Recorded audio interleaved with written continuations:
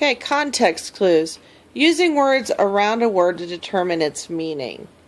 Okay, this is something we've talked about before, but we're going to focus on that with today's worksheet. So,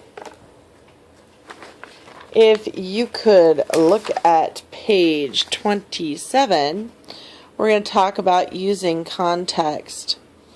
Okay, let's first look at the words that are in our word bank above here.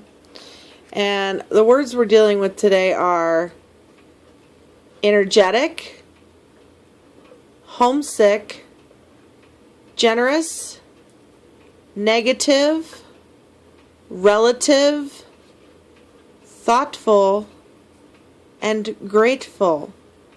Okay? Well, with any worksheet, we're going to go ahead and put our name on it. Okay? Let's look at our directions. Complete each sentence with a word from above. Use context clues to help you.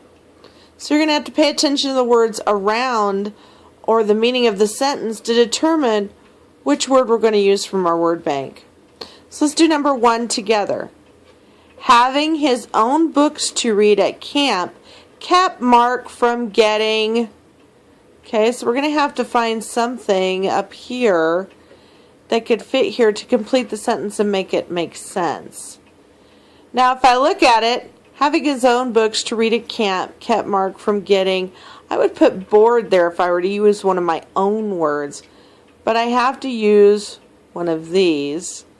So, what kind of things happen at camp? Well, we know people go to camp. They're there for a while. They could miss home. They could miss their own room, their toys. There's only one word up here that could really fit there that would describe how Mark might be feeling and why the books that he's reading would be important. And that word would be homesick. So I'm going to read the sentence again with the word homesick in the blank and see if it makes sense to me. Having his own books to read at camp kept Mark from getting homesick. Okay, so I'm going to take that word and I'm going to write it on the line.